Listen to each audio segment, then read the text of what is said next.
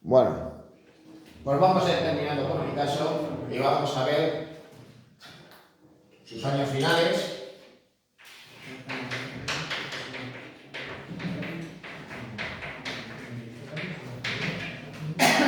Pero aquí ya íbamos a marcar los años que van desde 1946 hasta su fallecimiento, allá por 1973. Bueno, Picasso en aquella época se enfrentaba a un hecho muy simple. Ya estaba absolutamente consagrado, no tenía por tanto que demostrar nada a nadie, y los artistas, digamos, cuando llegan a esa situación, pues, ¿qué pueden hacer? Pues, o bien se siguen con esos modelos que pueden haber proporcionado el éxito y por tanto repetirse, o bien buscar otros caminos y por tanto explorar nuevas formas de expresión, tanto técnicas como estilísticas. Bueno, pues Picasso sigue por esa vereda, dando cauce pues, a su enorme creatividad, también de todos modos pues, a su afán por estar siempre en el candelero a través de su obra. El caso es que de todas maneras también hay un hecho en su vida que da pie a que haya un cambio, digamos, en esos años. Y es que en 1946 se va a establecer en el sur de Francia. No sería desde luego que el primer caso de un gran artista en Francia que decida, por tanto, establecerse en ese lugar. Desde luego que por aquel entonces Matisse residía en esa área, con anterioridad no se había establecido en la Provenza. Al fin y al cabo, digamos que ya por aquel entonces ya había tenido bastante de la bohemia parisina y luego a ello había que sumar pues, el hecho de tener que permanecer en París en los años de la Segunda Guerra Mundial, con lo cual va a mudar su vivienda.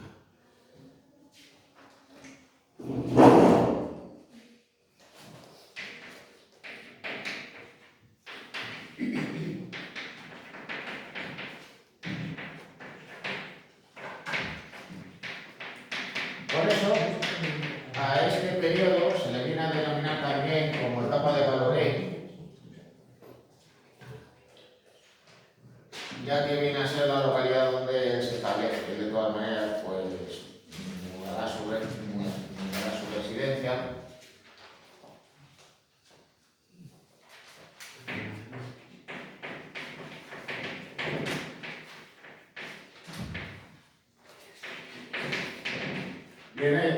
Y entonces pues buscará nuevas formas de expresión, algo que había sido frecuente en su producción.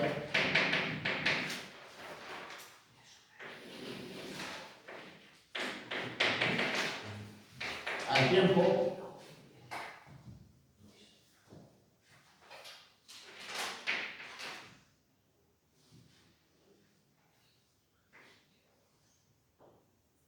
que incorpora un mayor compromiso político.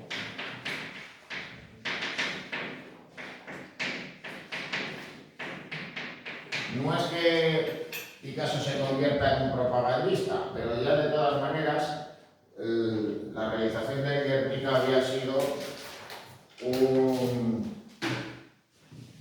un hecho que había supuesto un antes y un después en su obra.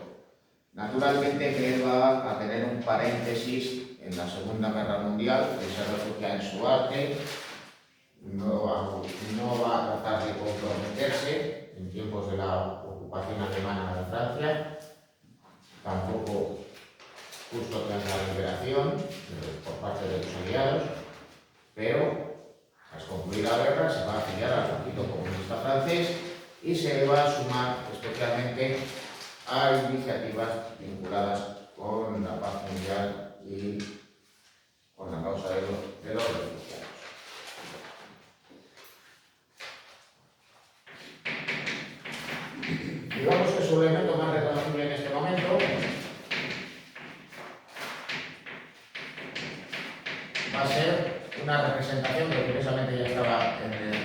interesa, o más bien venía a Bruselas, es la de la Paloma de la Paz.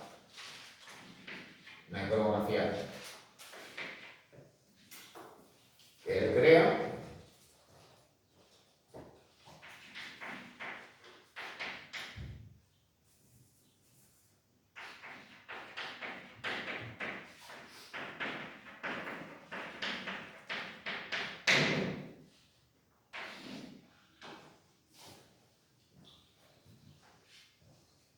Y que tenéis en dos de sus representaciones aquí. Quizá la de la izquierda sea la más conocida. Esta otra imagen data de 1961.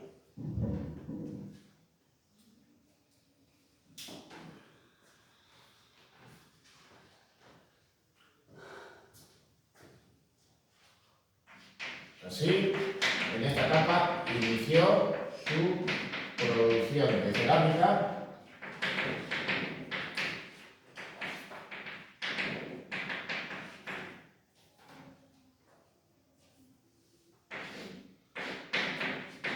Lo que viene a denominarse como la llamada cerámica de Valoré.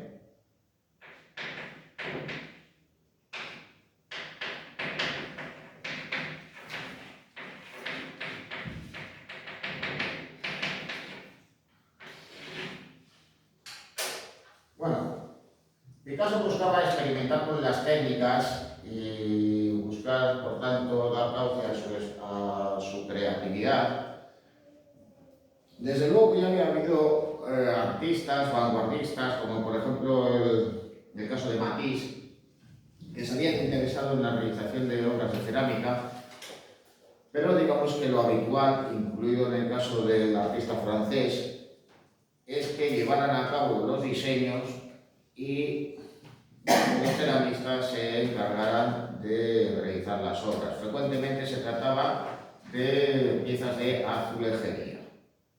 Esto cuando abordemos el caso de Miró, pues veremos algo, digamos, semejante. En el caso de Picasso esto no va a suceder.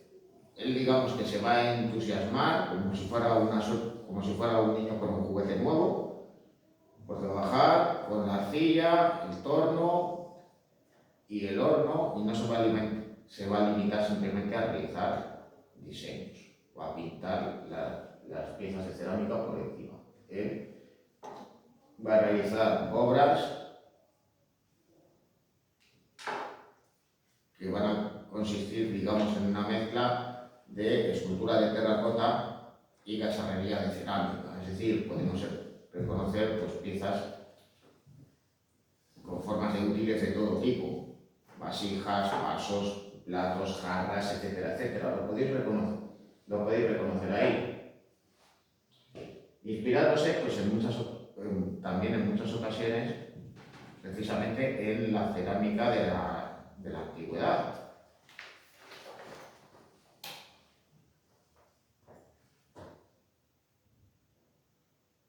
Aquí tenéis ya más en detalle algunos otros ejemplos. Todo ello, pues una producción que se desarrolla durante esta época y que amontona, pues, en total, más de 2.000 piezas de cerámica. Todo ello mientras sigue realizando esculturas, realizando grabados, dibujando, pintando y también, digamos, pues, desarrollando y participando en otro tipo de actividades, ya de carácter, digamos, más social. Bueno,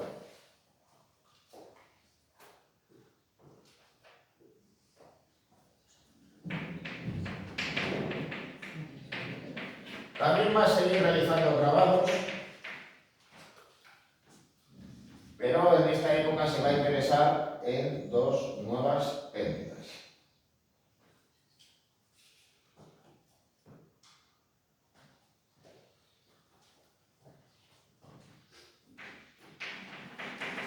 Ya que se va a interesar por el arte publicitario y va a realizar carteles, fundamentalmente carteles de corridas de toros y carteles que guardan relación precisamente con sus exposiciones de obras. Es decir, por ejemplo, cuando ve, tenía lugar una feria taurina, una corrida de toros, el cartel le realizaba Picasso. Tenía lugar una exposición de piezas de cerámica suyas, pues él también era el responsable.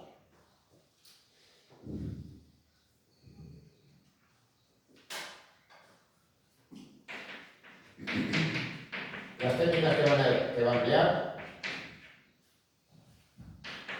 va a ser la técnica de la litografía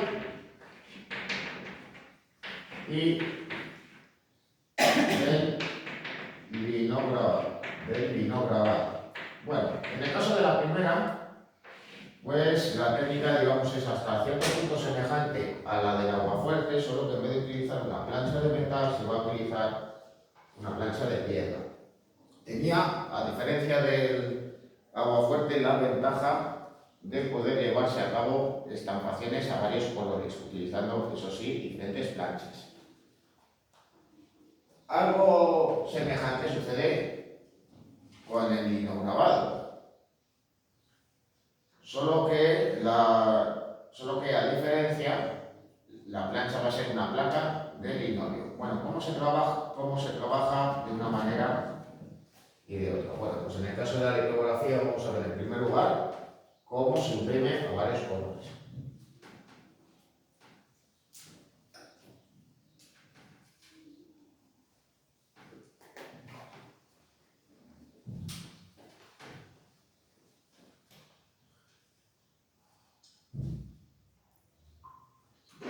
Hola camaradas, pues hoy vamos a hacer la estampación de un grabado en relieve a colores que hemos estado desarrollando en estos días y pues queremos mostrarles un poco de cómo es el proceso, cómo lo hacemos aquí en la aldea y cuál es el resultado. Ya tenemos preparado nuestro registro de ventana, aquí está, es un registro que hacemos en cartón comprimido.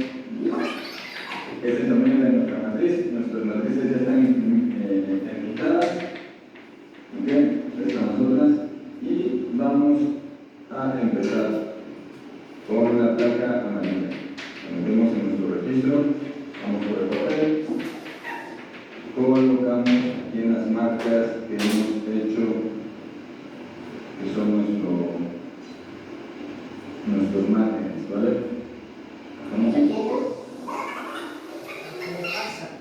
Vamos a levantar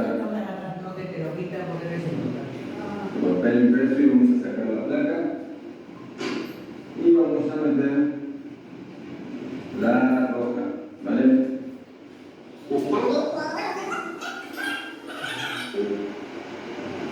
Sin que el papel se haya jugado, vamos a levantar con cuidado y por abajo la jugamos, ¿vale? La cambiaremos por la placa azul. Levantamos con mucho cuidado para no ensuciar nuestra impresión.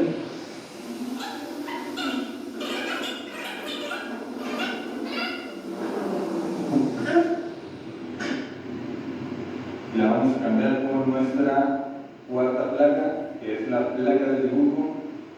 Por lo general va de color negro, ¿vale? Okay. Como esta es la última placa, podemos jugarla ya por completo.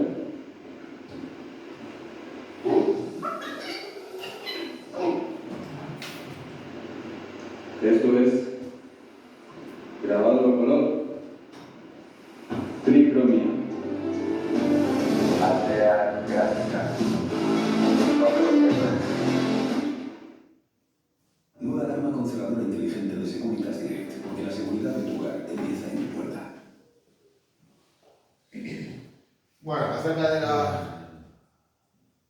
de la linografía, pues, perdón, del linograbado, pues vamos a ver ahora cómo se realiza.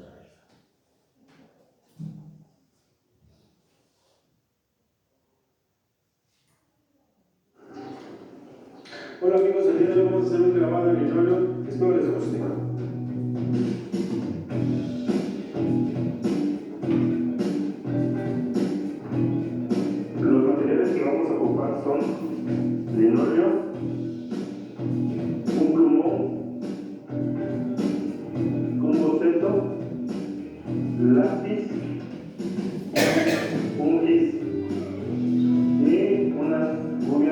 linóleo.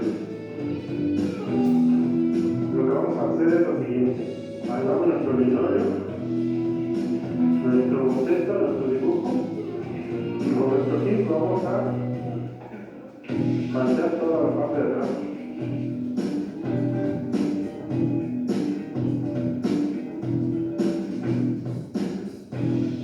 Ponemos nuestra hoja encima del linóleo, centramos, una vez que lo tenemos pegado, procedemos a remarcar con nuestro lápiz.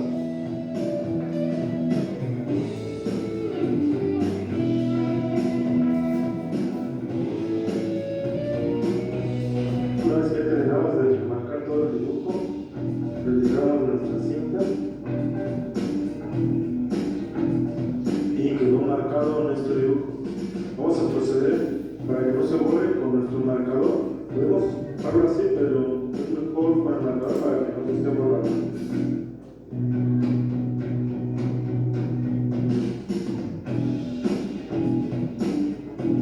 Procedemos a escarbar con nuestras gubias. Tenemos nuestras gubias. Acá, estas son las gubias especiales para el linóleo. Acá están las puntas, diferentes tipos de puntas que tenemos. Tenemos cortes, parrillas muy gruesas. Tenemos pelos para cortes modelos en forma de U, en forma de U. Y estas pequeñas, estas dos, en forma de V. Una diferencia. Las de U y las de V. Vamos a empezar a escarbar. Vamos a ocupar la de U, la más gruesa en forma de U. Ponemos siempre para agarrar una pura de tipo. Vamos a poner nuestro mano nuestra, que es la que voy a hacer la división. Esta va a ser la fuerza y esta va a ser para la división.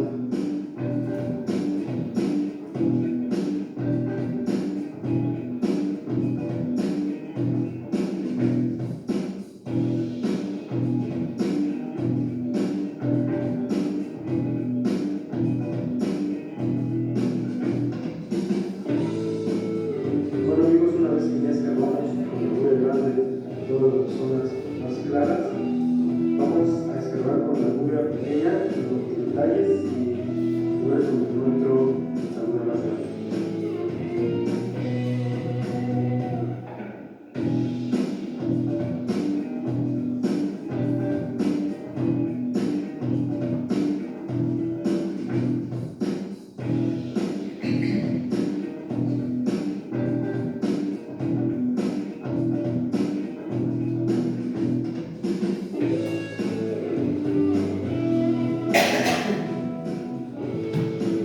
Para imprimir, amigos, vamos a ocupar tinta para impresión de linóleo. Esa tinta para impresión de linóleo, ponemos un poco de tinta con un rodillo y esparcimos nuestra tinta. Una vez que ya tienen suficiente tinta, vamos a alentar nuestro linóleo de esquina a esquina.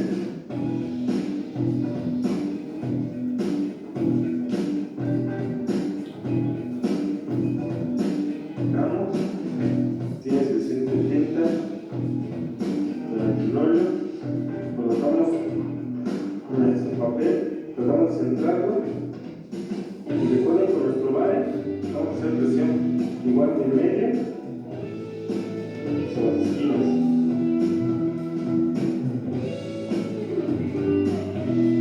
Una vez que ya aplicamos suficiente presión,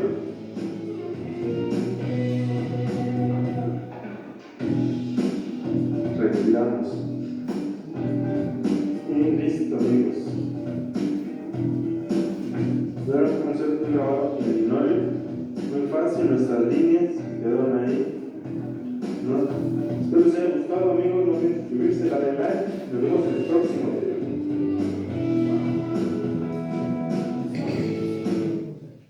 Bueno, ahí veis pues, de todas maneras cómo está extrayendo material con las gubias sobre dicha superficie, pues, la acabadora, en el caso del segundo, pues francamente mejorable, pues, utilizar sobre todo pues, una prensa para llevar a cabo la estampación.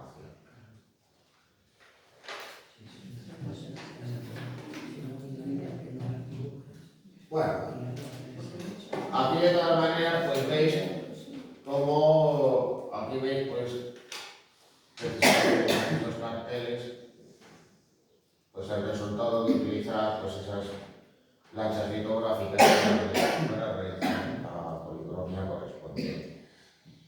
En estas caminos de bebé y también en este caso lo que observáis pues, son unas litografías monocromas acerca de esos carteles de exposiciones de cerámica de propio Picasso. Luego ya como ejemplos de linograbados tenéis estos en imagen donde incluso pues, Picasso llega a resultados tales como este.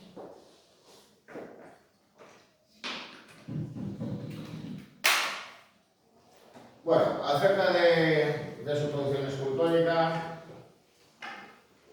sigue presentando además pues, las características que hemos visto antes y evidentemente el uso de materiales no escultóricos seguía siendo una constante en la producción de Picasso. De hecho, daros cuenta en el caso de esta obra, como Picasso recurre al cochecito de juguete para representar el cráneo de esa figura de un mártir con su cuchillo.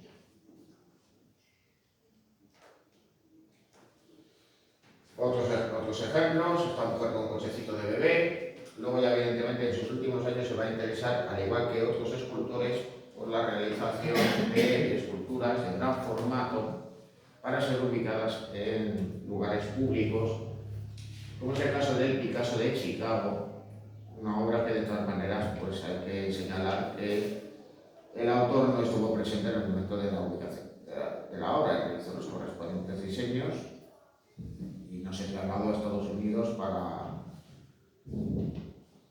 observar, para ver su inauguración. Picasso además, pues ya de por sí era poco viajero, ya por aquel entonces, pues contando con más de 80 años, pues tampoco tendría especial interés en acudir allí.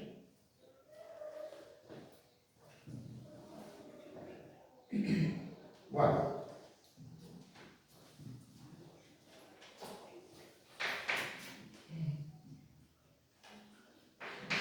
Bueno, pues por entonces sus obras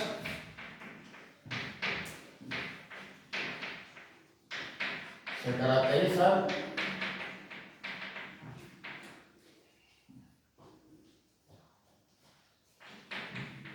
por el empleo de trazos simples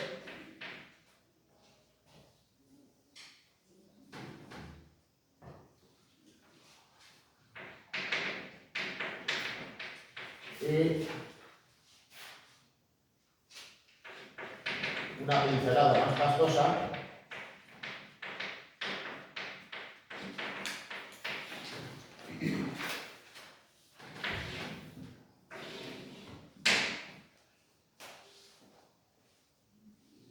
aunque curiosamente pues el colorido es menos plano que en otras ocasiones.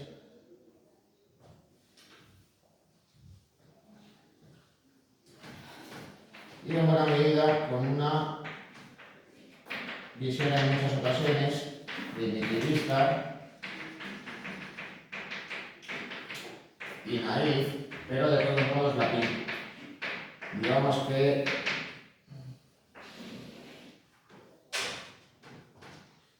esos rasgos, digamos, ingenuos de Picasso son diferentes de los de otros autores, es decir, él no va a copiar la técnica o se va a inspirar en la técnica de Rousseau el aduanero. Sus pinturas no se van a parecer a las de la primera etapa de Miró, sino que, en cierto modo, pues él se va a inspirar en las formas de expresión de las culturas primitivas y de la antigüedad, pero también en los propios dibujos infantiles. Es decir, va a simplificar los trazos, estos van a ser más gruesos, el dibujo aparentemente va a ser más descuidado. De ahí, digamos, el aspecto que nos da la obra, pues, digamos, nos otorga en muchas ocasiones, digamos, ese aspecto un tanto naif, incluso, pues, en obras donde vienen a estar presentes las referencias sexuales.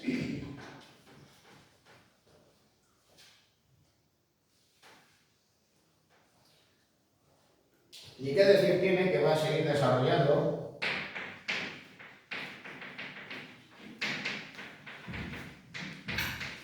sus temas habituales? Aunque ya por entonces digamos que hay algunos que van a ser más visibles que otros. Es decir, pues, por ejemplo, en esta época venía a ser muy habitual la representación del artista con su modelo, haciendo una suerte de autorretrato del artista con su pareja que pudiera tener por aquel entonces. Es decir, ya fuera François Villot, la década de los 40, ya fuera Jacqueline Roch a partir de la de los 50.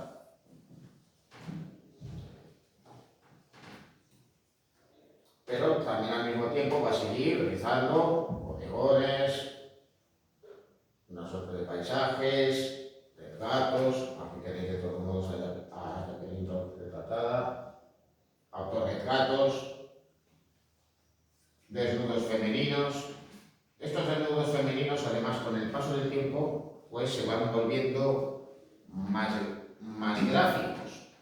Es decir, pues tiene más interés en representar los órganos sexuales masculinos y sobre todo los femeninos. Quién sabe, digamos, como una manera de volcar una cuestión tan simple como que a partir ya de cierta edad, a partir ya en su senectud, pues Picasso, pues imposibilitado para tener relaciones sexuales por razones obvias, digamos que vuelca esto en su visión del arte, multiplicando las representaciones de mujeres desnudas y volviéndose, pues, esas representaciones, pues, más gráficas con el tiempo.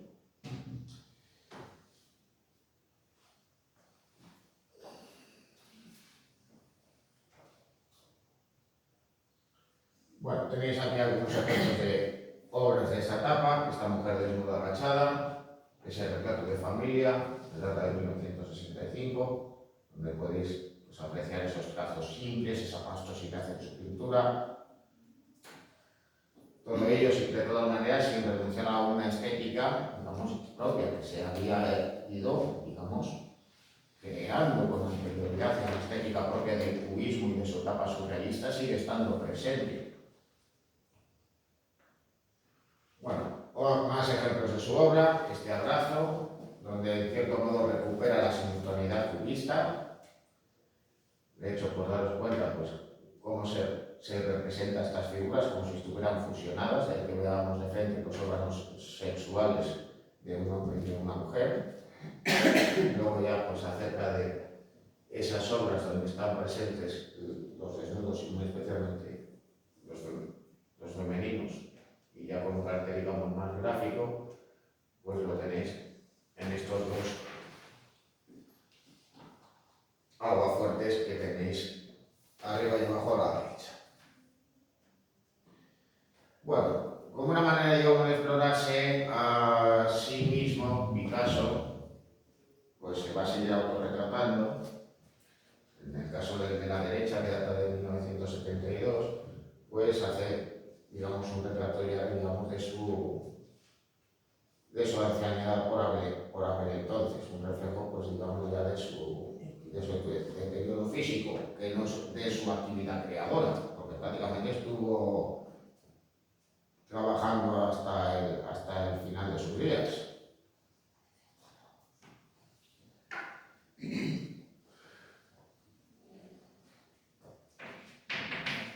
Y luego, por otro lado, voy a analizar la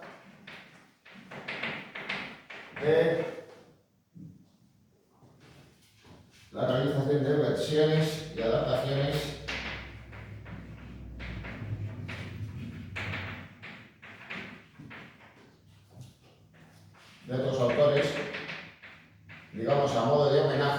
también como un medio de inspiración para realizar sus obras. Es decir, él va a realizar estas versiones en base a su propio estilo.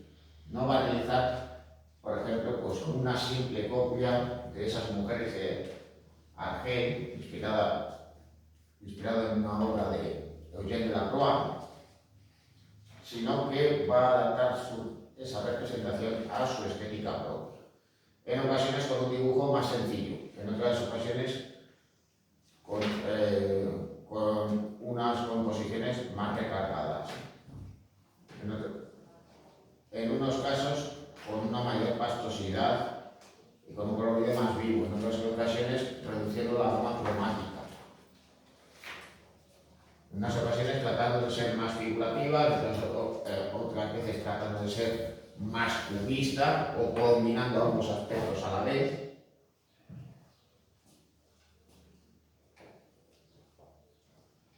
Todo ello, digamos, siendo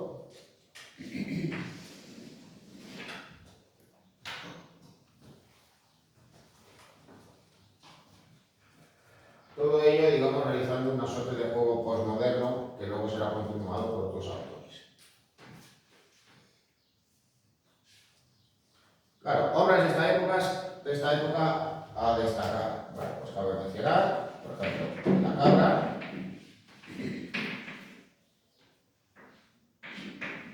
que hemos visto antes,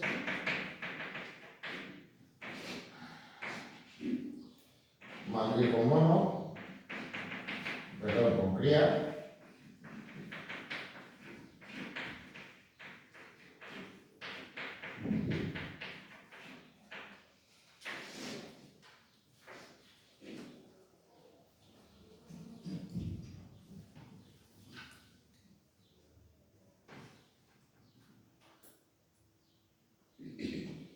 su autorretrato de 1972, casi una de sus últimas obras.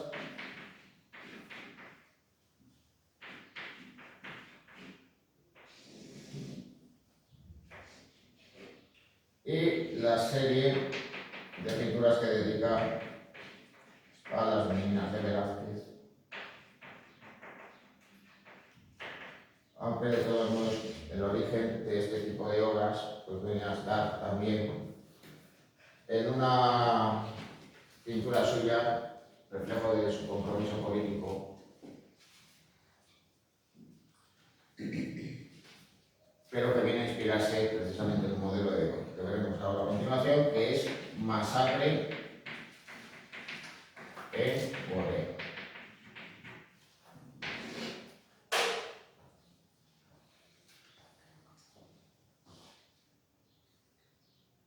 Bueno, Masacre en Corea pues adapta una información de una noticia en relación con la guerra de Corea que se estaba desarrollando en ese momento. Ahí recupera nuevamente la figura de la mujer llorando, en este caso pues es el grupo de mujeres y niños que están a punto de ser fusilados. Además, pues en esta obra clarísimamente inspirada en el lienzo del 3 de mayo de Goya, pues el pelotón de fusilamiento pues tiene un aspecto, digamos, más propio de máquinas o de robots insensibles ante el sufrimiento y la muerte. Y todo ello en una escena frente a un paisaje más bien desolado.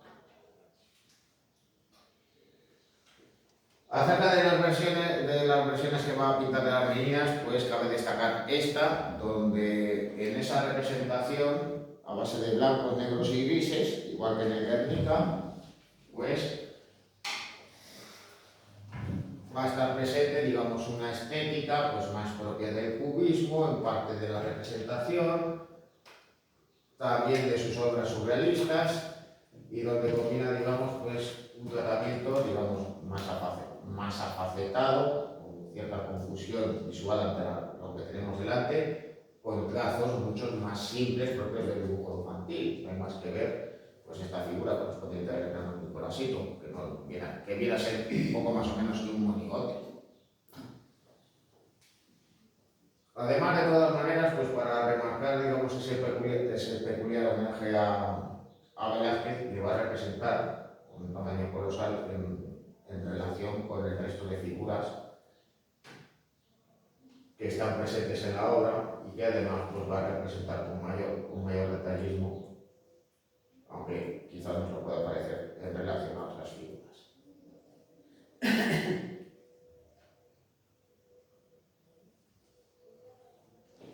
Diferente es la concepción de esta otra versión redactada en 1957, con un colorido más vivo, con un dibujo más confuso,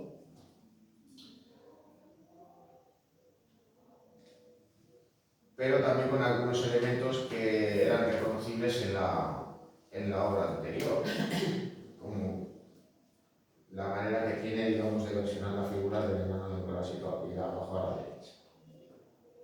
Bueno, otras adaptaciones, otras versiones de Picasso las tenéis a la derecha, su versión del rapto de las Sabinas de David, por un lado, y del almuerzo sobre la hierba, un almuerzo campestre de Manet.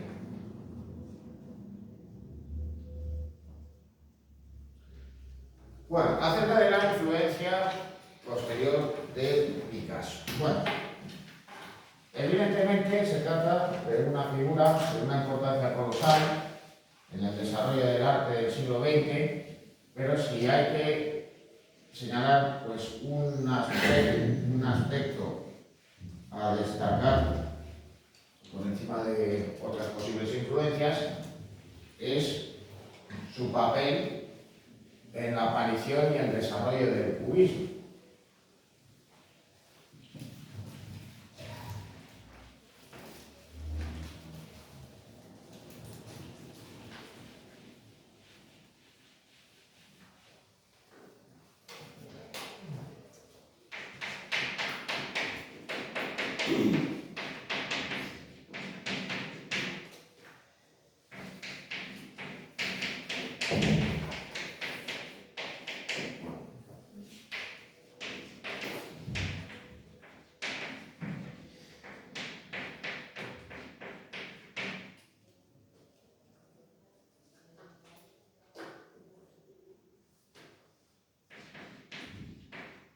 Al fin y al cabo, las etapas del cubismo que él desarrolla son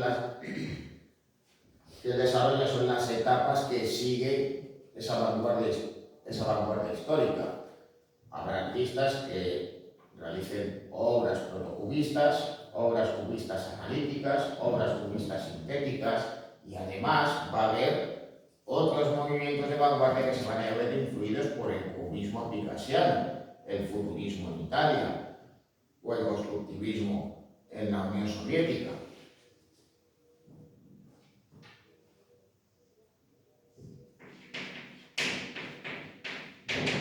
E incluso también en artistas que ya más decididamente se encaminan hacia la abstracción, como Robert Delaunay y su pintura órfica.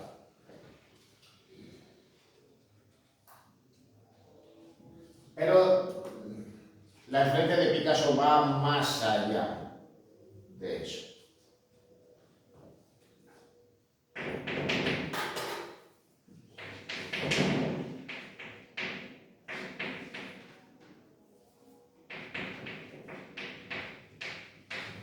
Hemos visto cómo Picasso realiza obras con una estética en la que él, digamos, busca una mayor libertad, alejándose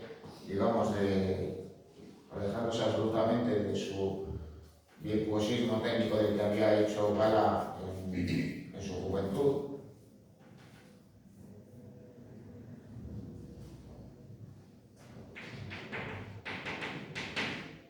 Para tratar de expresarse, digamos, pues con la libertad, con la facilidad, pues los miembros de las tribus primitivas, de las culturas del pasado o simplemente de los niños.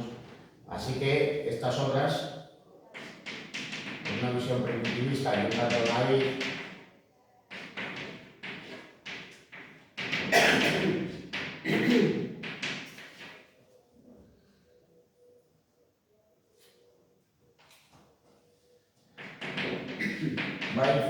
va a influir posteriormente en dos corrientes artísticas posteriores a 1940. Por un lado, el informalismo y por otro lado, el neoexpresionismo.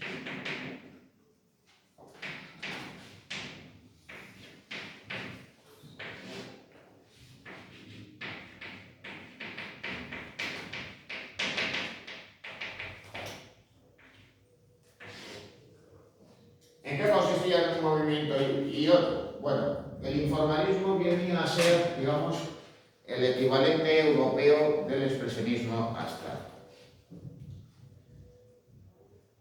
El expresionismo abstracto buscaba la expresividad para dar salida, digamos, a los sentimientos y el yo interior de los artistas, pero también para generar sentimientos en el espectador por medio de una estética abstracta y no mediante una abstracción racional como era la de la obra de Kandinsky. Bueno, esos serían los ejemplos, por ejemplo, citar algún caso de Sokolow, de Willem de Kooning, de Mark Rothko, etc.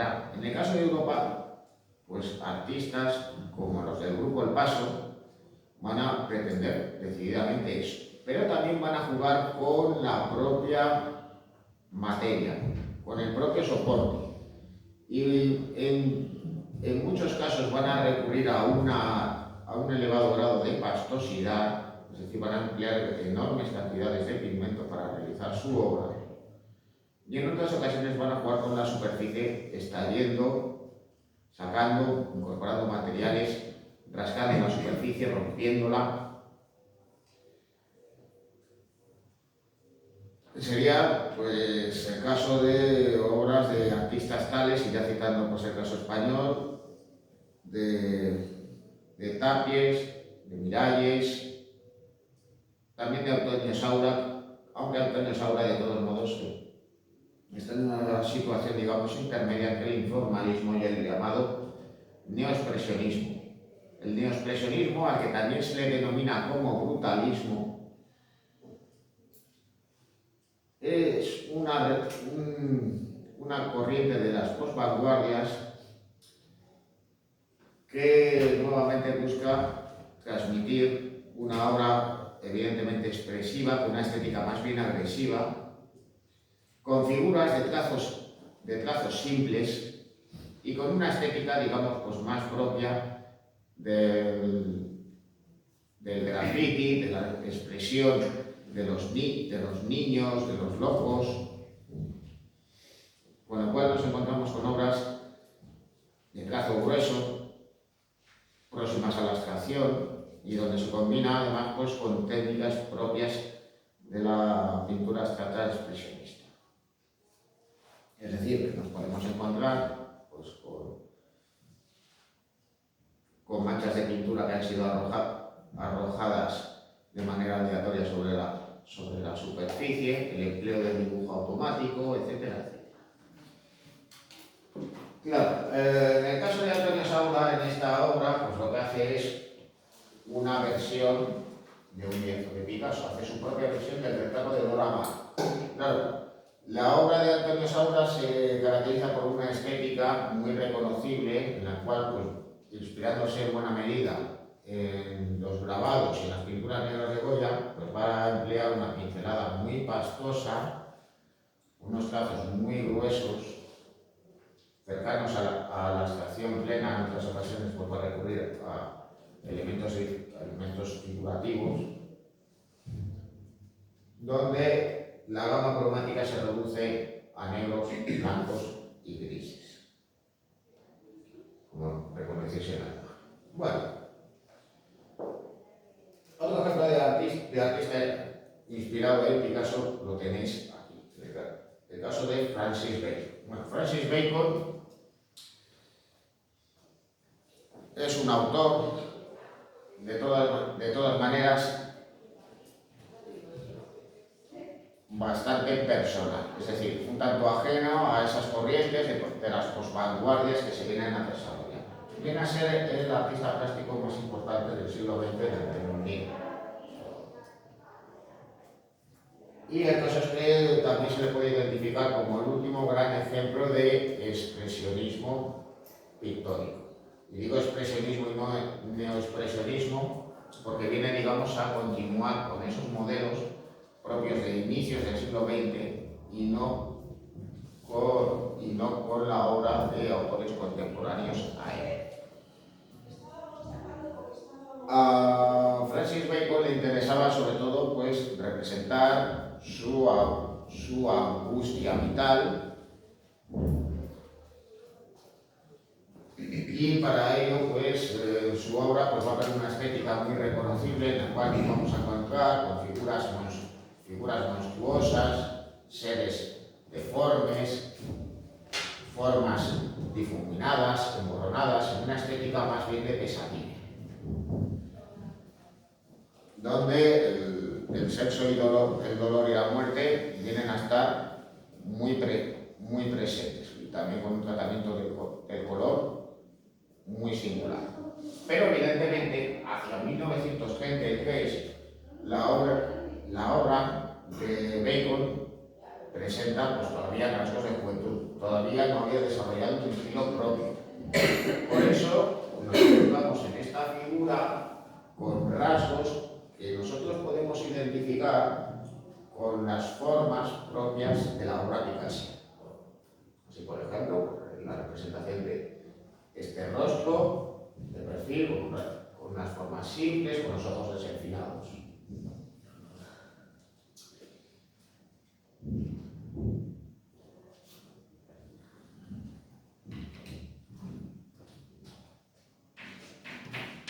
Bueno, luego a su vez, sus versiones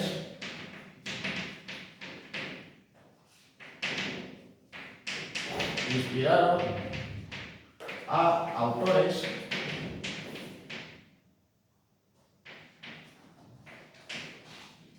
en una visión posmoderna del arte. Es decir, con esos ejemplos de las obras de Picasso, los artistas van a revisar obras de otros autores que ellos consideran como icónicos,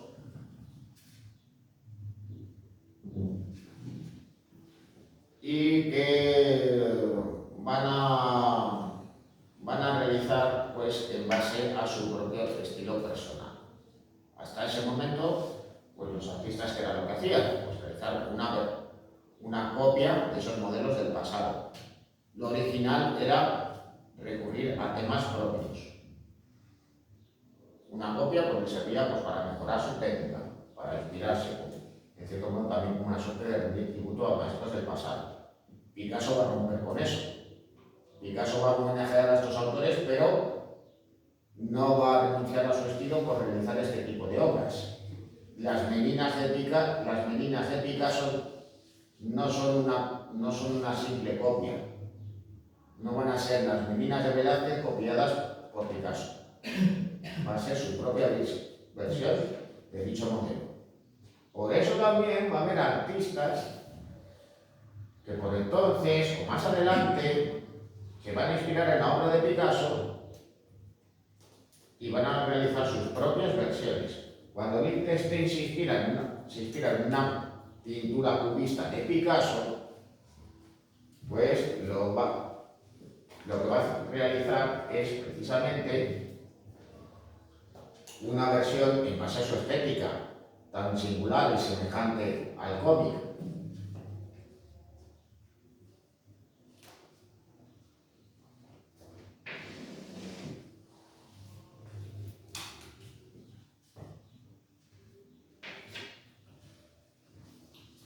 Y por último, también hay que citar otra cosa, y es que esa experimentación constante de Picasso va a hacer que otros autores pierdan los complejos. Naturalmente que Picasso no fue el único, ni muchísimo menos, que pretendió, digamos, dar cauce a su creatividad mediante otras formas de expresión sin ser, digamos, plenamente un virtuoso en aquello que quisiera abordar. Al fin y al cabo, pues Degas realizó pinturas, pero también esculturas. Matisse, ya hemos visto pues, cómo desarrollar técnicas y buscar las formas de expresión. Chagall también, pero digamos de esa manera, digamos, tan desenfrenada y también tan desenfadada, al abordar, digamos, tantos campos como Picasso, pues nos había dado hasta ese momento. Es decir, Picasso, digamos que se encapricha con un juguete y, digamos, lo aprovecha al máximo. Cuando relativamente se cansa, busca otro, sin haber abandonado el anterior.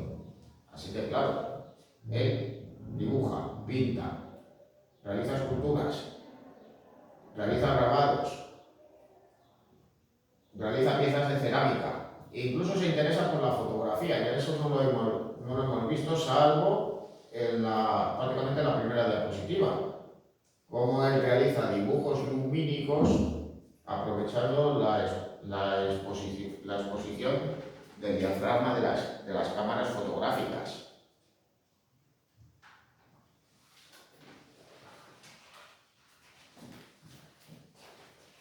Claro, él va a ser un ejemplo para otros artistas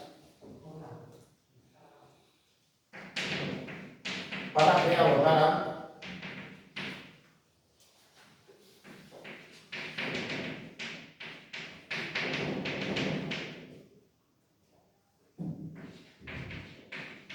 a la hora de buscar nuevas formas de expresión.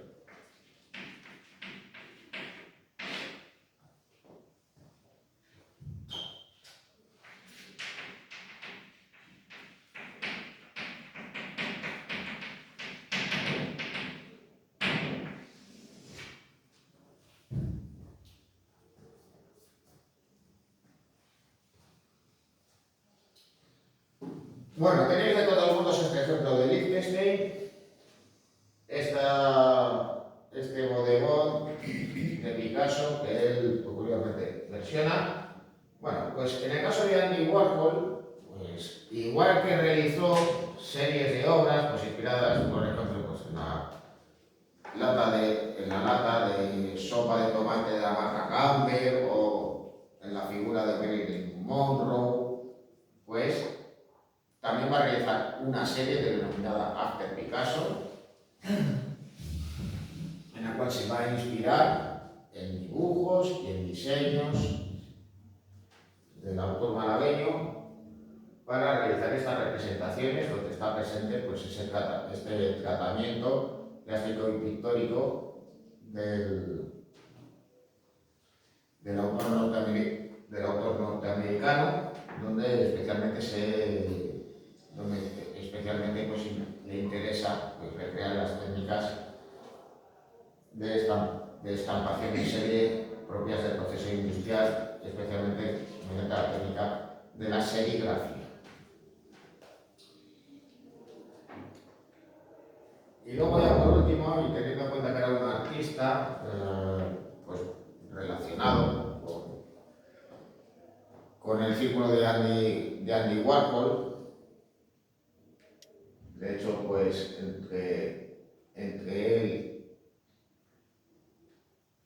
y Basquiat pues, hubo una relación, digamos, de amistad y una suerte de mecenazgo.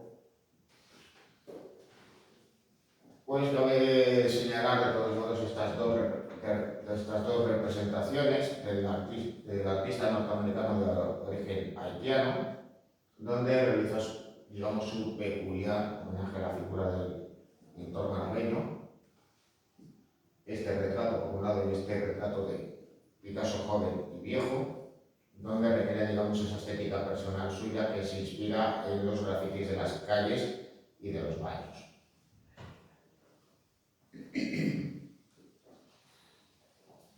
Bueno, obra destacada. Pues, evidentemente, el Guernica.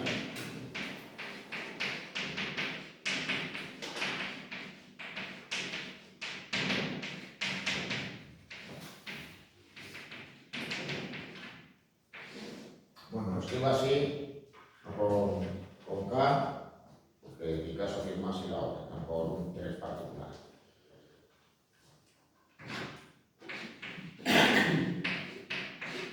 Bueno, la obra data de 1937. Aquí la veis de todos modos pues, en su conjunto. Y para hablar de ella, pues hay que hablar de los orígenes en la creación de la misma. Bueno, Picasso, que en el transcurso de la guerra civil se encontraba en Francia, pero que aún así apoyó al bando republicano. De hecho, pues había sido nombrado como director honorífico del Museo del Prado. Recibió el encargo por parte del gobierno de realizar un mural destinado al pabellón español de la Exposición Internacional de París de 1927. Bueno, en dicho lugar, donde también expusieron obras a algunos otros autores de la época, pues Picasso pues, va a emprender esta obra sobre el lienzo de un tamaño, pues, digamos, más que considerable. Se trata además pues, del lienzo de mayor superficie sobre el cual él trabaja. Bueno, en un principio pues Picasso recibe el encargo, pero va pasando el tiempo y no sabía qué hacer. No sabía qué tema abordar o cómo tratarlo. Literalmente pues no va realizando significativamente nada, menos una serie de grabados integrados pues, simplemente por dos láminas, denominado como Sueño y Mentira de Franco. Digamos que ese viene a ser el punto de partida estilístico, donde ya veremos pues, algunos elementos que luego van a estar incorporados en el Guernica. Bueno, él simplemente digamos que realiza esos dos grabados al agua fuerte de carácter satírico, donde también denuncia los horrores de la guerra, pero hasta que no le llega la noticia del bombardeo de Guernica, digamos que no empieza ya, digamos, a trabajar, digamos, en serio. Al fin y al cabo, pues, a él le llega la información de un bombardeo masivo de la aviación del bando franquista, una flota aérea integrada por aparatos alemanes e italianos que arrasó la localidad vizcaína. Además, pues el grado de destrucción en la villa se acentuó, si cabe, aún más por el hecho de que era día de mercado, con lo cual las víctimas civiles se multiplican.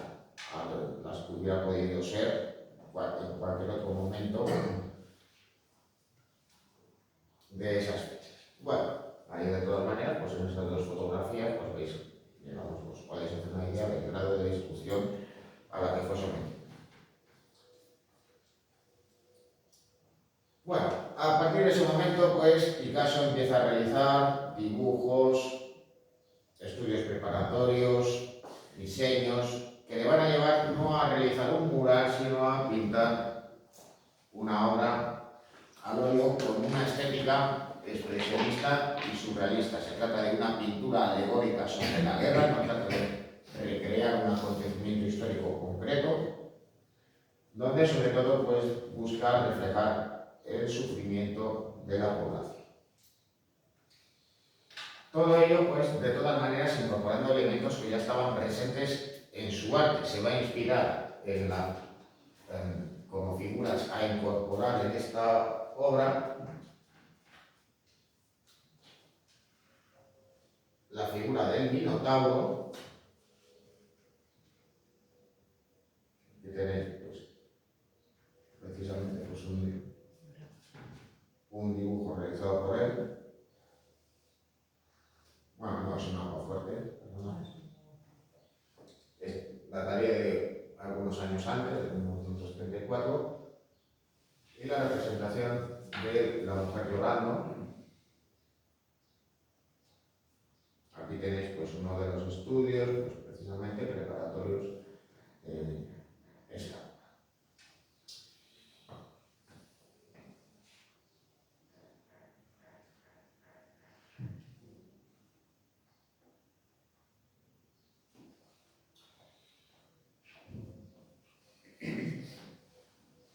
Bueno, aunque en la obra donde están presentes elementos propios de su estética cubista y de su etapa surrealista, va a buscar una evidente expresividad que trata de conmover al espectador dentro del carácter simbólico de la obra.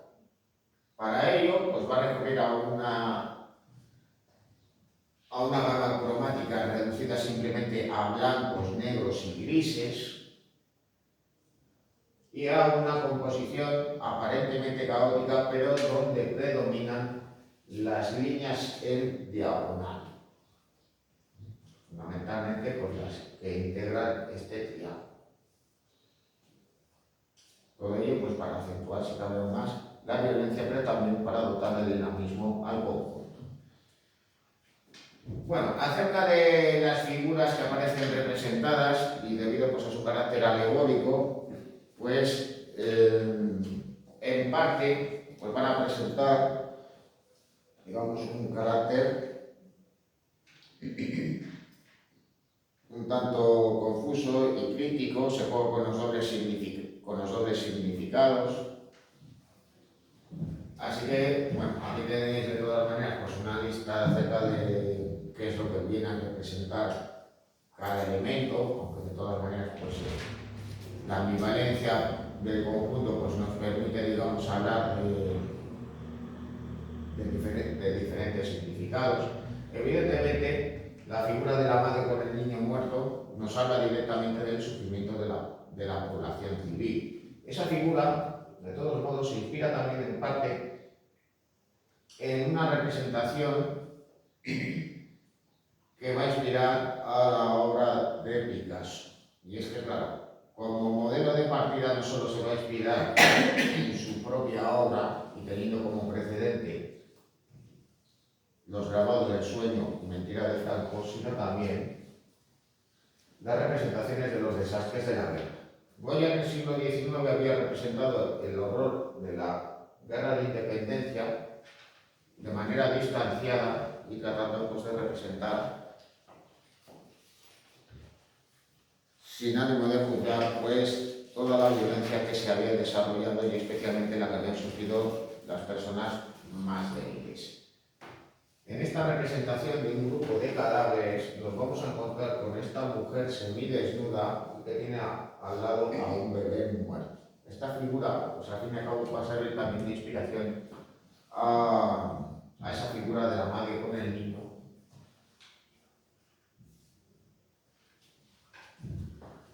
Que hemos visto en el pero al fin y al cabo, esos grabados al agua fuerte de Goya van a inspirar también en ese tratamiento pictórico y del color al cual va a recurrir Picasso. Bueno, junto a la mujer con el niño muerto nos encontramos con la figura del toro. En parte, digamos, inspirado en esas representaciones picasianas del Minotauro, porque de hecho pues incorpora algunos elementos más bien antropomorfos.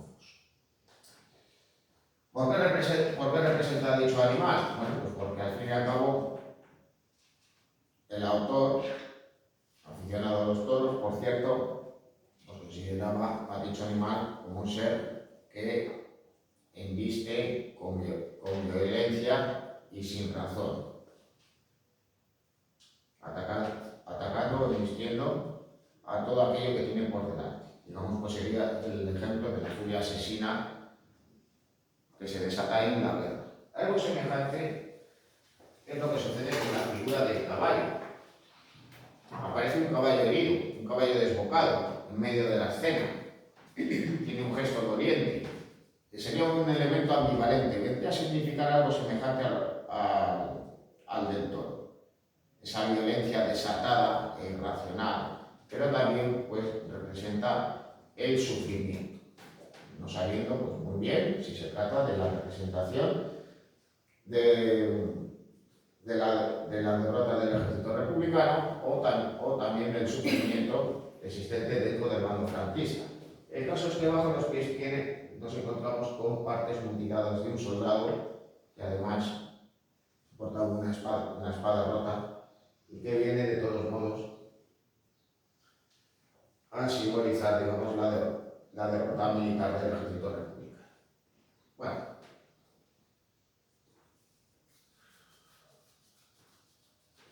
entre ambas figuras de animales nos vamos a encontrar una representación de una paloma que prácticamente pasa desapercibida, que tiene también un gesto doliente y que hace referencia pues, precisamente a la paz ausente. Al fin y al cabo, cuando hay ruido, cuando hay un estruendo, pero evidentemente cuando hay algo increíblemente violento, ¿qué pasa con los pájaros? Que salen volando. Es lo que viene de todas maneras a representar. Bueno, de los elementos que quedan a la derecha, pues nos vamos a encontrar también con dos figuras, digamos, reconocibles y que vendrían a estar presentes, digamos, en un acontecimiento como el bombardeo de Guernica. Una mujer atrapada en un incendio y por otro lado una mujer que huye. Al fin y al cabo, las víctimas civiles y también los desplazados en las zonas de combate vendrían a ser, digamos, moneda de cambio por aquel entonces. También se encuentra esta figura con un candil, una figura que se asoma desde una ventana, digamos que vendrían a ser aquellos espectadores de la matanza, aquellos que no pueden evitar ver lo que sucede, pero que también digamos que son las personas que tratan de dar luz sobre aquello que está sucediendo. Por eso aparece con un candil, con ese brazo, digamos, tan alargado, con ese carácter evidentemente expresionista, teniendo de todas maneras pues, como modelo a la propia Dora Maar, que también había inspirado pues, a otras figuras dentro de la representación. Bueno, luego ya por último, aquí nos encontramos con el elemento más críptico que se encuentra en la obra, la que ha dado, digamos, pie a mayores coberturas. Se trata de esa representación, que vendría a ser una suerte de ojo, con una bombilla en su interior, podría representar la figura de Dios, que todo lo ve, pero que cada vez es ausente, ajena, digamos, pues, al sufrimiento de la población. Pero claro, la referencia a la bombilla también hace una referencia a la técnica, a la ciencia. Y es que, claro, el progreso y el desarrollo había llevado también al desarrollo, para la redundancia, de armas de destrucción masiva, de armas con una enorme capacidad de destrucción y de la cual iban a ser víctimas fundamentalmente la población civil. Aún así, de todas maneras, ese elemento pues, nos permite, digamos, cierta confusión a la hora de observar, porque claro, la escena nos lleva a cierta confusión. No sabemos si es una recreación teatralizada porque la obra nos da a entender como si fuera un interior, pero también nos da a entender la representación de que pudiera tratarse de una escena nocturna. Digamos, es decir, no sabemos muy bien si la obra se desarrolla dentro de una sala, dentro de un espacio cerrado, o si por el contrario se encuentra dentro de un espacio abierto.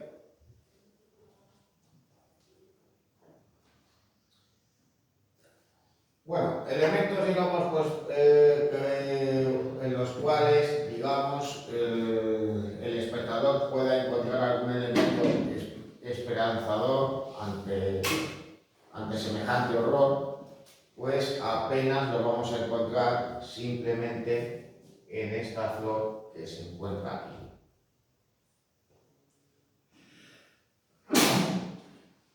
Todo ello en una tela de casi 8 metros de largo y más de 3 metros de alto. Perdona, lo que hay dentro de las figuras no son letras ni nada escrito. No, no son letras. Parece que es Es el que periódico. cuando estuvimos viéndole en directo no me di cuenta y ahora desde lejos parecía como que tuviera algo escrito. No son inscripciones. Bueno, pues antes de pintar el Guernica, Picasso realiza estos dos grabados a Almafuerte, Sueño y Mentira de Franco. En el caso del sueño, pues va a representar al dictador como una figura grotesca, la cual, pues su cabeza es una forma que se asemeja a un testículo con varios penes.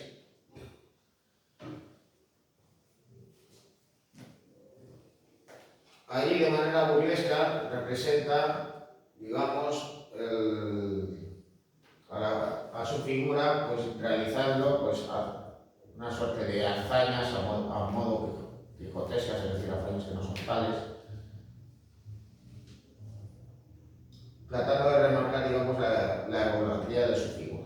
Es decir, pues va a aparecer, pues, por ejemplo, realizando esculturas, cabalgando como si fuera un caballero andante, rezando, toreando, cargando al galope, aunque de todas maneras pues se utiliza también su figura de manera gráfica, representarle pues también, digamos, combinando su figura con la de un cerdo y también pues transvistiéndole con vestido, mantilla y abanico.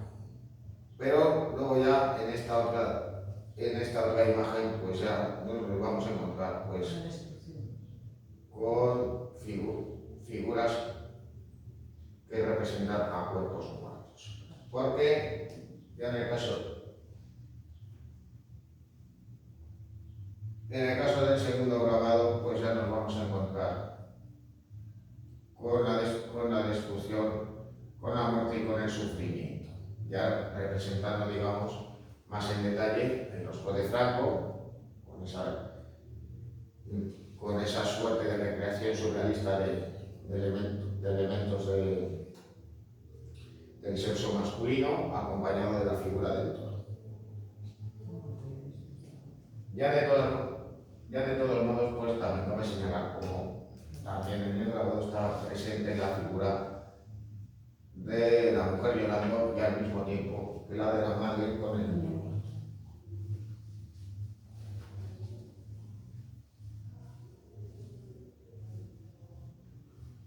Bueno, aquí tenéis pues una serie de diseños del autor.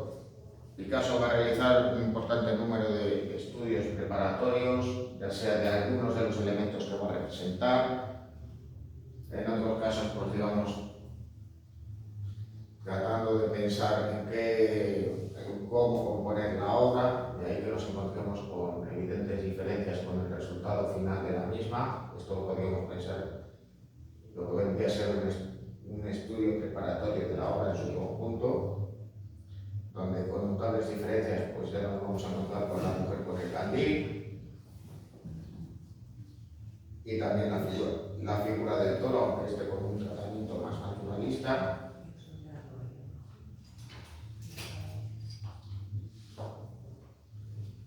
Bueno, aquí ya veis pues esas fotografías de cómo va Picasso realizando la obra, cómo la va componiendo con ciertas modificaciones acerca del resultado final, que incluso son visibles en diferentes marcas que nos encontramos en el propio cuadro.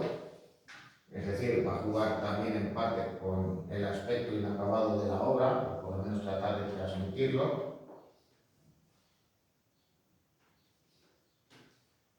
Es decir, en partes del Guernica, pues nosotros vamos a observar cómo literalmente pues hay dibujos que nosotros observamos por encima de él, que observamos por debajo de la obra, como si hubiera ido, digamos, pues también desplazando las figuras que está realizando la obra definitiva y tratando de evitar que eso no fuera disimulado. Porque de hecho, pues, a medio pintar la obra, pues que hay ciertas diferencias con el resultado final de la misma. Como pudiera ser, por ejemplo, la disposición del caballo herido. Ya en cambio, pues estas dos figuras pues asemejan bastante al resultado final. El de la madre con el niño muerto también. El toro está dispuesto en sentido contrario.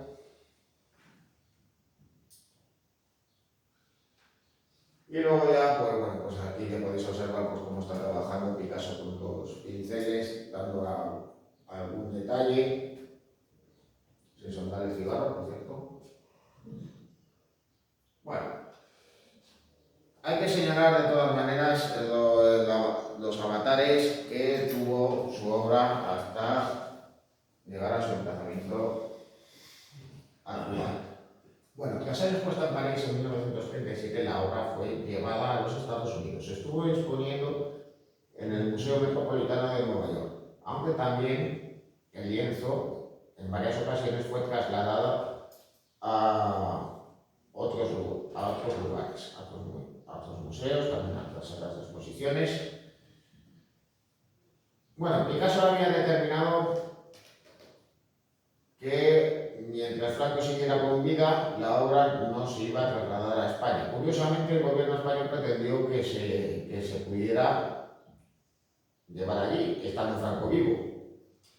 Para evitar, digamos, pues esa cuestión, Picasso, pues, tuvo que recogerlo por escrito. Era un tanto reacio a escribir un testamento, pero para evitar, digamos, problemas legales contrarios a su voluntad, pues no tuvo que dar fe. Así, teniendo lugar esa condición, Picasso también estableció que todos esos bocetos y diseños previos también retornarían a España, que no serían disgregados. De ahí que se expongan también en el Reina Sofía. Bueno, durante la transición, pues evidentemente se pensó dónde ubicar la obra. Y finalmente el espacio que lo acogió inicialmente fue el Casón del Buen Retiro. Al fin y al cabo, pues la obra era muy valiosa, pero también eran los años de la transición. Para evitar cualquier tipo de problemas, la obra se exponía inicialmente dentro de una enorme luna de cristal blindada. Aquí veis, pues además, junto a junto a la pieza. Bueno, inicialmente pues la policía pues, estaba presente en la sala donde se exponía, luego con el paso del tiempo, pues la situación pues, fue cambiando. Hasta que finalmente se inauguró el Museo Nacional del Centro de Arte Contemporáneo Reina Sofía, el lugar donde finalmente se emplazó la obra y donde se expone en la actualidad. Y donde la gente pues ahora pues aprovecha y se hace fotos delante de ella, porque al fin y al cabo no deja de ser un icono del siglo XX. Aquí, pues bueno, pues en vez de recurrir a una imagen de cuando tuvo lugar la última excursión a Madrid, con imágenes vuestras o mías, pues aquí tenéis delante pues, al primero que posó delante como turista, posiblemente el primero. Sí, porque todavía no se podían hacer fotos todavía. Así que en Hicieron una visita privada y como excepción pues permitieron a la prensa hacer fotografías de Mick Jagger frente al lienzo. No lo he hecho de todas maneras como una intención particular o un homenaje a los Rolling Stones, sino pues simplemente como un simple ejemplo de lo que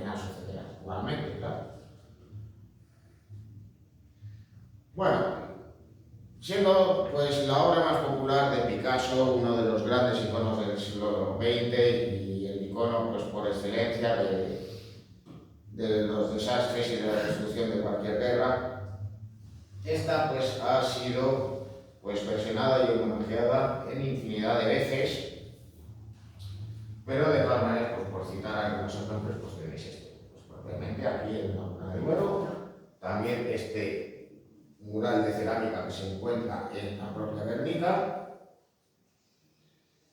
la versión que realizaron en los años 60 los miembros del equipo Crónica. Al fin y al cabo, el arte pop en España, a diferencia de otros lugares, tiene un claro componente de crítica social y política, de ahí que en medio de la representación aparezca el guerrero del antifaz, que viene, digamos, pues a ser una suerte de símbolo del franquismo.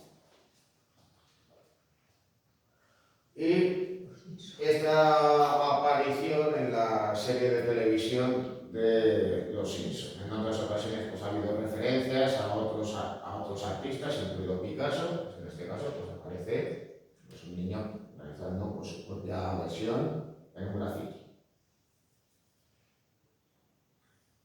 Pero de todas maneras, pues de todas estas versiones, pues una de las que a mí pues, personalmente más me gusta, pues lo realizó en su momento el gran humorista gráfico argentino Quino, que es esta.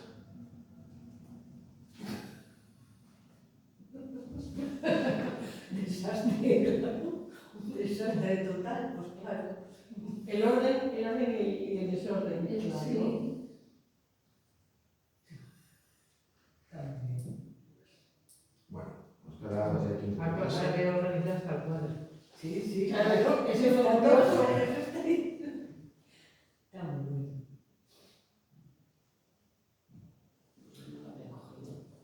No lo había visto. El orden y el desorden. Ordena la habitación y a los personajes del cuadro les coloca y les cambia la cara. Para que vean que si no te haces mucho tiempo. No es chiste. Ay, qué bien.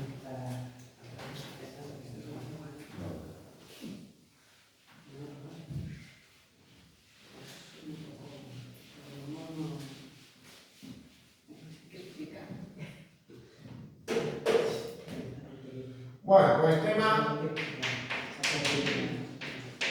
10.10, el arte del siglo XX.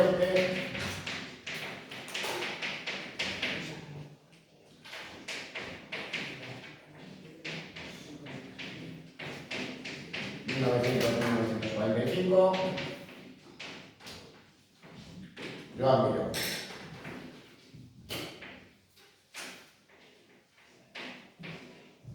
Bueno, ahí además, pues veis fotografiado en su estudio en Palma de Mallorca, cuando se había establecido en la isla, donde realizó pues, su obra final. Y además, pues, de todas maneras, también nos da a entender en parte esa fotografía, pues, la personalidad del autor. Él, digamos que no era como Picasso, que ambos eran amigos, no era como Dalí, digamos que su aspecto y su talante se asemejaba más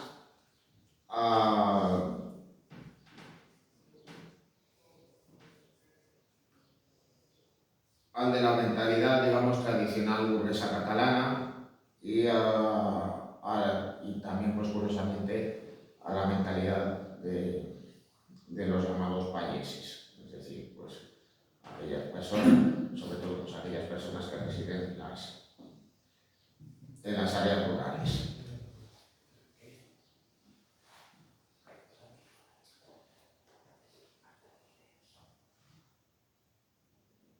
Bueno, ahí de todas maneras lo veis fotografiado por Man Ray y recreando en parte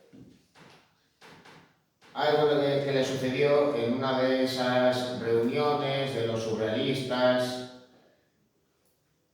que venían a ser, pues digamos, una suerte de happenings improvisados, donde se desarrollaban, se practicaban entre ellos, pues incluso bromas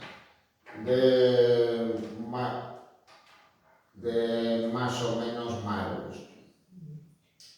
El caso es que en una de estas celebraciones del grupo surrealista, pues Miró, se tuvo que subir a un taburete y le pasaron una soga por el cuello. Y él pasó pues un tiempo, digamos que hipertérrito, sin mover ni un músculo. Es decir, pues en vez de haber hecho como otros que seguramente se han puesto a despotricar y hubieran empezado a cansarse de la broma y a proferir insultos o simplemente pues se le han quitado la soga del cuello, si no han bajado de la silla, pues él siguió permaneciendo ahí un tanto impasible.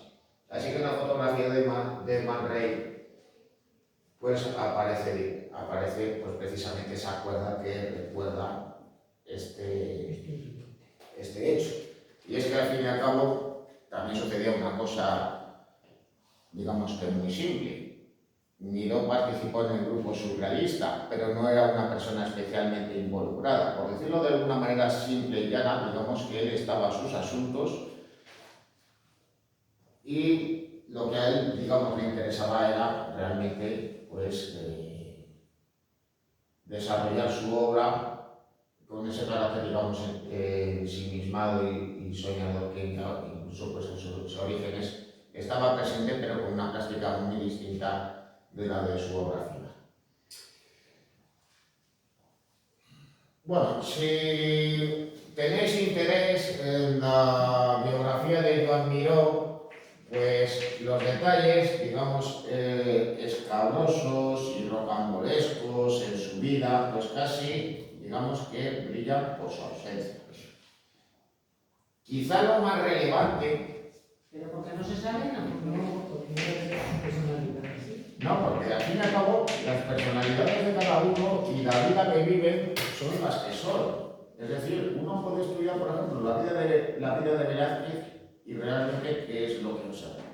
Pues para nuestra mentalidad, al enterarnos sobre ella, pues pensamos, bueno, soy una persona de éxito, despuntó tempranamente como pintor,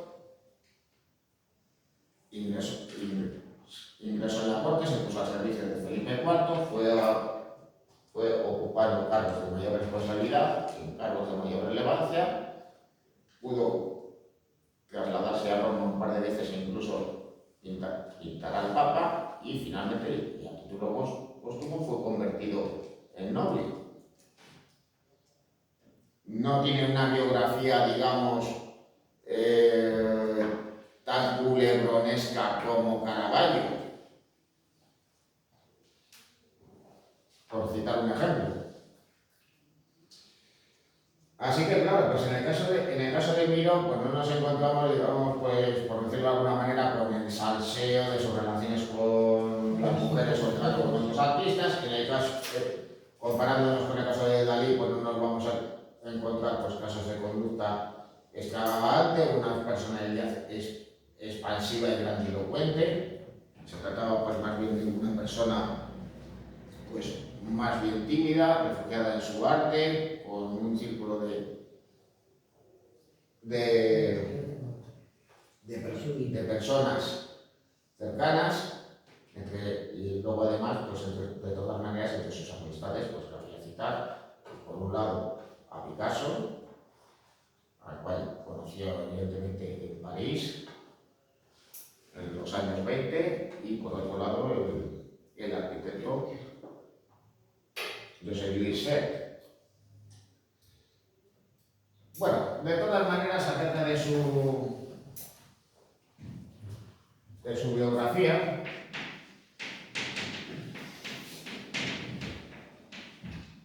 hay que citar de todos modos un hecho muy simple y que explica pues, precisamente cómo su obra se va a desarrollar. Un corte de pelo modernista. El corte de pelo es el de ahora. A mí me parece que Eso corre hasta los 15, cortes. que se puede Si en lugar de la sombra le pones un El bigote, bigote, y es que vamos, el corte de pelo es lo que hace. da un poco de lío.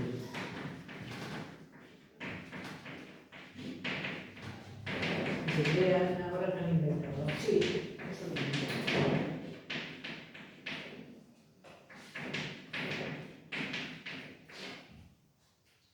Bueno,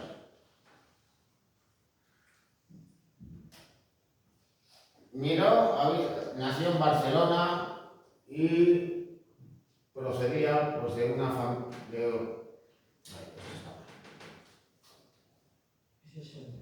Procedía, digamos, de una familia dedicada pues, a actividades artesanales cuyas raíces pues, se encontraban en la localidad de Monroig. Es decir, que eran descendientes de campesinos que se habían establecido en la ciudad rural y emprendido un negocio. Bueno, el padre de Miró pues, no quería ni oír hablar de que su hijo se dedicara a ser artista. Lo que quería era que, digamos, prosperase en otros campos y que por tanto, cursara unos estudios formales. En su caso, sobre comercio. Pero de todos modos, digamos que Miró se muestra, digamos, incapaz de encaminar sus pasos hacia esa vía. Era una persona, digamos, soñadora y ensimismada, que no podía, digamos, asumir, digamos, esas tareas con las correspondientes responsabilidades. Así que, claro, pues en su familia, pues finalmente se dieron por vencidos y le permitieron ingresar en una academia, la del pintor Francesc d'Assís Galí, alguien, pues digamos, relativamente joven, en cuya academia, digamos, había un clima más propicio hacia las nuevas formas de expresión que se estaban por aquel entonces desarrollando en Barcelona, vinculadas pues, al fauvismo, a la pintura naif, al impresionismo, también al arte de la época, y luego también en el taller de Modest Urgell, ya un pintor de mayor edad, tradicional, autor fundamentalmente de paisajes, que curiosamente pues, va a ejercer una influencia importante sobre el artista, porque lo que defendía era que sus alumnos salieran al campo y que luego realizaran la obra en el estudio. Es decir, Miró lo que luego va a realizar es su recreación mental, como si fuera una suerte de sueño, de lo que él va a ver en el campo.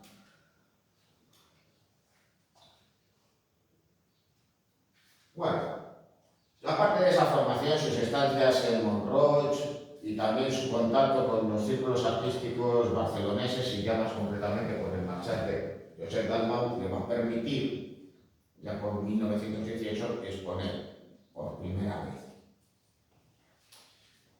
Esto, de todas maneras, este hecho pues, va a permitir que se pueda dedicar con más tiempo al arte y que, por tanto, digamos, su estilo vaya madurando.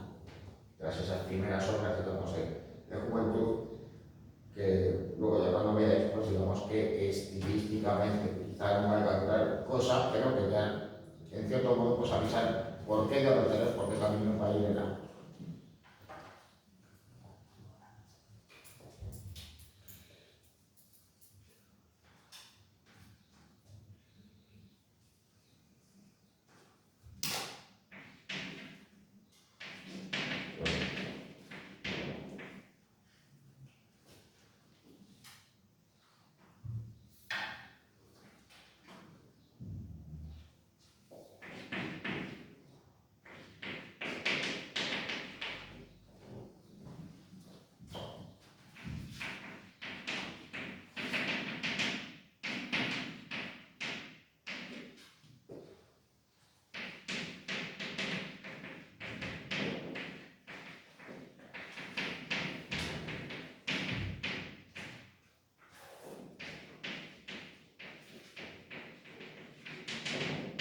Bueno, al igual que todos los artistas que querían estar al corriente de aquello que era lo más novedoso y original del momento, pues Miró va a coger las maletas y se va a marchar a París. Va a tener un primer viaje en 1921 y en 1924 se va a establecer en París.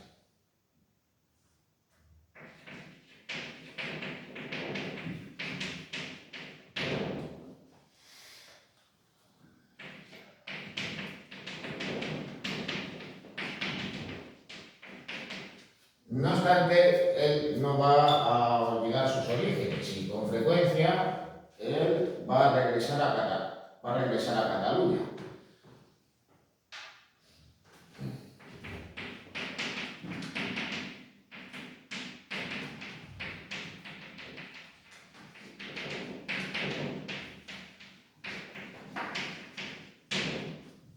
Al fin y al cabo, pues él se sentía profundamente catalán, de hecho pues no decía que era español, sino simplemente catalán, y yo pues en filmaciones y documentales que he visto con entrevistas a él, pues yo siempre le he oído hablar en catalán. Pero de todas maneras, digamos que ese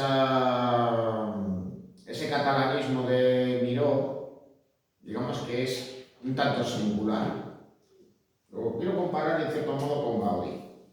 El imaginario catalanista de Gaudí, digamos, está vinculado, digamos, a la renaixença cultural y también a la religiosidad católica. Es decir, van a estar presentes las montañas de Montserrat, va a estar presente la figura de Sant Jordi con el dragón, va a estar presente también la señera. Pues bien, para Miró lo catalán era otra cosa, era la figura del payés, el campo, con la masía, donde está el cielo estrellado con la luna, donde están los árboles, donde están los pájaros. Va a ir de todos modos depurando todos esos elementos y quedándose, digamos, con figuras muy simples e incluso también como muy esenciales. Esas referencias pues, a los pájaros, también a la figura humana, una combinación de los mismos, la presencia del sol, de las estrellas, de la luna, pues van a estar presentes pues, incluso en esas obras de la última etapa que tienen un carácter muy próximo a la abstracción.